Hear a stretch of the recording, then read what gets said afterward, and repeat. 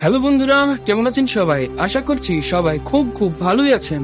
আজকের গল্পে আমরা নবিতার বাবার সাথে সুনিয়র বাবার এক ধরনের ফাইট দেখতে পাই। তারা দুজনেই একে অপরকে চ্যালেঞ্জ করে কে সব থেকে বড় মাছ ধরতে পারবে। অবশেষে ডোরেমনের গ্যাজেটের সাহায্য নিয়েও নবিতার বাবা সুনিয়র বাবাকে হারাতে পারে না। উল্টে ডোরেমনের গ্যাজেটের প্রভাব ডোরেমনের উপরে ভারী পড়ে যায়। সো অ্যাডভেঞ্চার এন্ড হাস্যরসী বলা এই ভিডিওটি অবশ্যই শেষ অব্দি দেখবেন। গল্পের শুরুতে আমরা নবিতার বাবাকে দেখতে পাই, সে ফোনে কারোর সাথে কথা বলছিল। তিনি নবিতার বাবাকে একটি মাছের সম্পর্কে বলছিল। তিনি নাকি 40-এরও বেশি একটি বড় মাছ ধরেছে। তিনি সেই মাছটির ছবি দেখাতে নবিতাদের বাড়িতে আসার জন্য ফোন করেছে।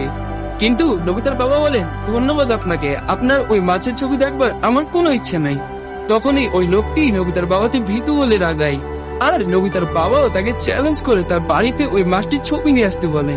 নবিতার বাবা তারপর ফোন রেখে দেয় এবং একটু বিরক্ত শুরু বলে, রোজ রোজ এই একই কথা শুনে আমি বিরক্ত হয়ে গিয়েছি। এটা বলে নবিতার বাবা তার রুমের মধ্যে চলে যায়। নবিতা এবং ডোরেমন তার বাবা এবং ওই লোকের মধ্যে ঘটে যাওয়া কথোপকথন শুনে ফেলেছিল। নবিতা বলে, আমি বুঝতে পারছি যখন শুনিও আমাকে এভাবে বিরক্ত করে তখন আমার খুব রাগ হয়। আর এখানে আমরা নবিতার কথা শুনে বুঝতে পারি যে নবিতার বাবাকে যে ফোন করেছিল সে হলো সুনিয়র বাবা। নবিতা তখন ডোরেমনকে তার বাবাদের সাহায্য করার জন্য বলে। ডোরেমন তখন বলে, উনি তো তার বিশাল বড় মাছের ছবি দেখাতে আসবে, যদি তার আগে আমরা তার থেকেও বড় একটি মাছের ছবি তুলে তাকে দেখাতে পারি তাহলে হয়তো সমস্যার সমাধান হতে পারে। ডোরেমনের কথা শুনে নবিতা আনন্দে উৎফুল্ল হয়ে যায়। ডোরেমন তখন তার পকেট থেকে একটি ছোট্ট গ্যাজেট বার করে বলে, এই গ্যাজেটটির মধ্যে কোনো কিছু ফেসে গেলে সেটাকে এই গ্যাজেটটি 10 গুণ বড় করে দিতে পারে, চলো ট্রাই করা যাক। এই বলে তারা দুজনেই তাদের বাড়িতে থাকা এই ছোট্ট মাছটির উপর এই গ্যাজেটটি পরীক্ষা করে দেখে। এই গ্যাজেটটি মাছটির মুখে যেতে এই ছোট্ট মাছটি একটি বিশাল বড় মাছে পরিণত হয়ে যায়। ডোরেমন তখন তার আরেকটি গ্যাজেটের সাহায্যে এই বিশাল বড় মাছটির ফটো ক্যাপচার করে নেয়, আর এই গ্যাজেটটির মাছের মুখ থেকে বের করার সাথে সাথে মাছটি আবারও আগের মতো ছোট হয়ে যায়। নবিতা এবং ডোরেমন তখন প্রমাণস্বরূপ জীবন্ত মাছ দেখানোর জন্য তার মায়ের কাছে যায় মাছ নিয়ে আসতে। কিন্তু তার মা তাকে এই ছোট্ট ছোট্ট মাছগুলি দেয় যেগুলো কোনো কাজেরই ছিল না।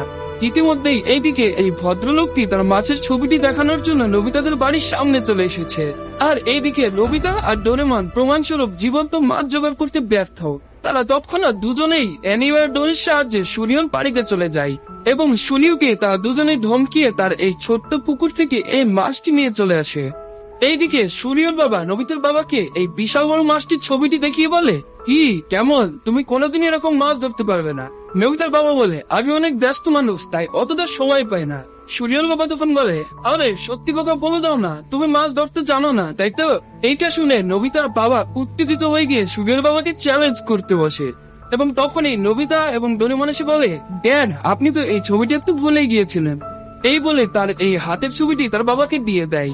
এই ছবিটি দেখে নবিতার বাবা সহ সবাই অবাক হয়ে যায়, কারণ এই ছবিটি সুনিয়র বাবার মাছের থেকে অনেক বড়। নবিতার বাবা বিশ্বাসই করতে পারে না। তখনই সুনিয়র বাবা তাকে বলেন, তুমি সত্যিই গিয়ে মাছটি ধরেছো?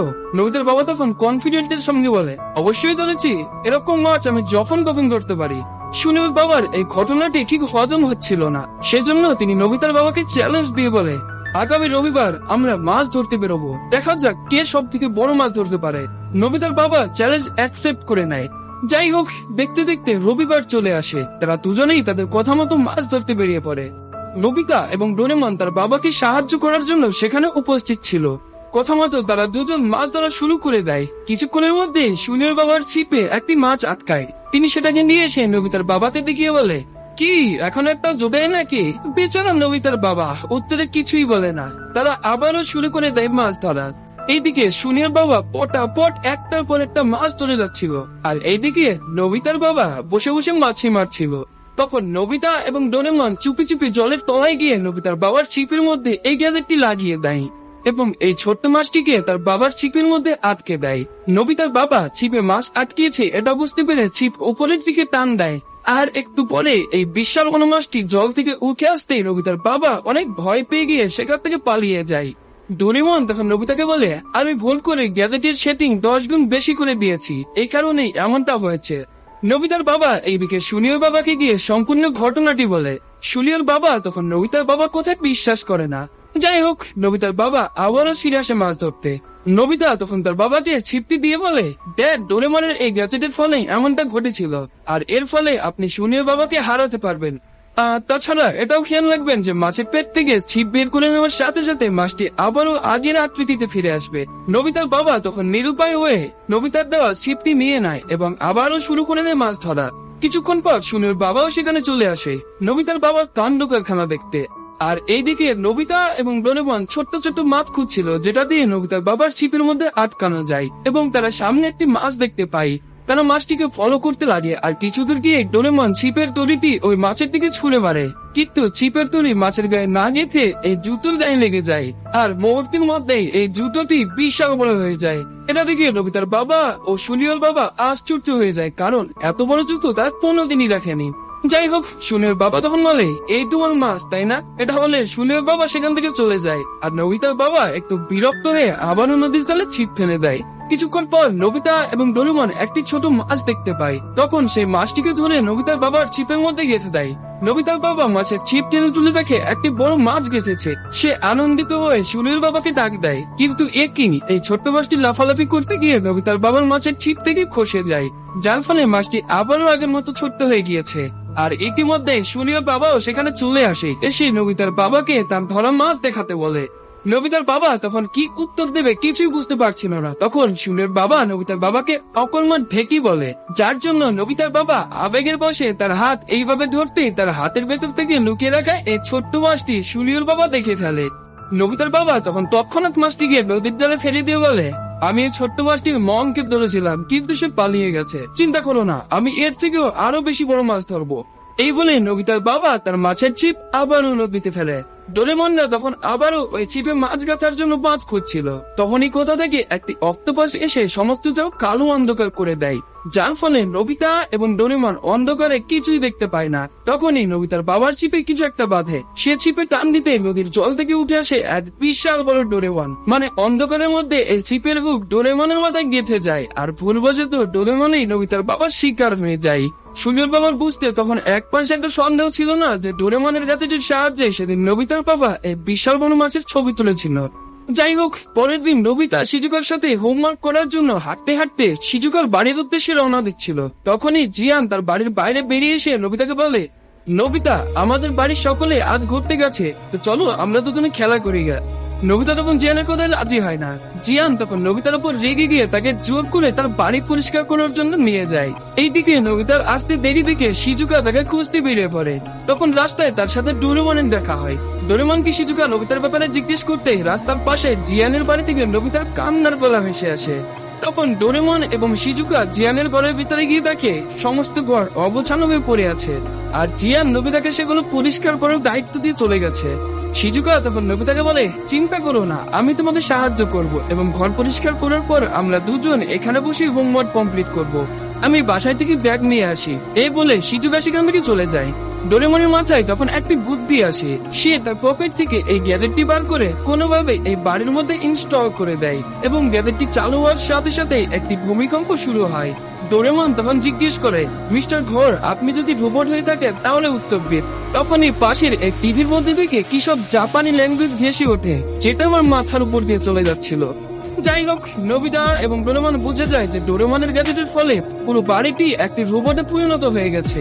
এক কথায় বলা চলে, এই পুরো বাড়ির দেখাশোনা এই বাড়িটি নিজেই করতে পারবে। রোবট ঘরটি তখন বুঝতে পারে পুরো বাড়িটি নোংরা হয়ে আছে। তখন সে নিজে থেকে পুরো বাড়িটিকে পরিষ্কার করতে শুরু করে। এদিকে শিজুকাও পরের ব্যাগ নিয়ে জিয়ানের বাড়ির সামনে চলে এসেছে। তখনই জিয়ানের বাড়ির গেট অটোমেটিক শিজুকার জন্য ওপেন হয়ে যায়, আর অদ্ভুত ভাবে শিজুকাকেও এইভাবে নবিতা এবং ডোরেমনদের ঘরে নিয়ে আসে। শিজুকা তখন আশ্চর্য হয়ে গিয়ে নবিতাদের জিজ্ঞাসা করে, এই সব কি হচ্ছে? নবিতা তখন শিজুকাকে সমস্ত ঘটনাটি খুলে বলে। নবিতা তখন ওই রোবটটিকে বলে, আমরা পড়াশোনা করতে চাই। রোবট ঘর তখন অটোমেটিক তাদের বসার জন্য সুন্দর সুন্দর জায়গা নিয়ে আসে, এবং তাদের প্রয়োজনীয় সমস্ত জিনিসপত্র নিয়ে এসে তাদেরকে দিয়ে দেয়। এমনকি তাদের খাওয়ার জন্য জল খাবারও নিয়ে আসে। নবিতারা তখন খুব আনন্দের সাথে জল খাবারগুলোকে কোপাচ্ছিল।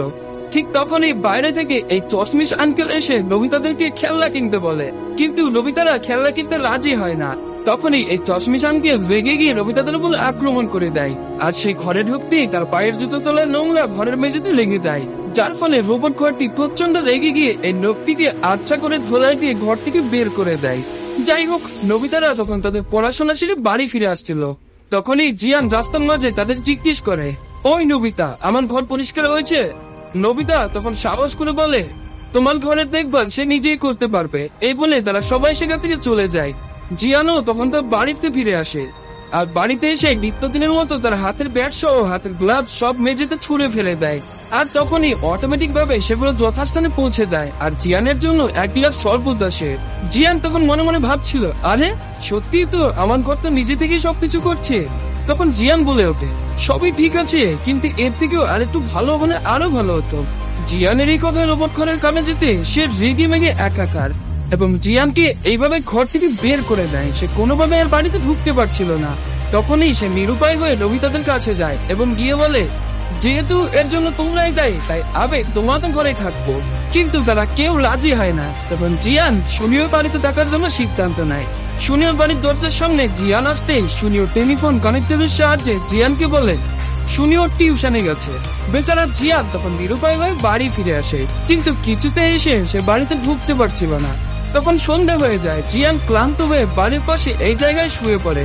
কিছুক্ষণ পর সেখানে বৃষ্টি শুরু হয়। তখন রোবট ঘর জিয়ানকে এইভাবে বৃষ্টির হাত থেকে বাঁচায় এবং তাকে আবারও ঘরে ফিরিয়ে নিয়ে আসে।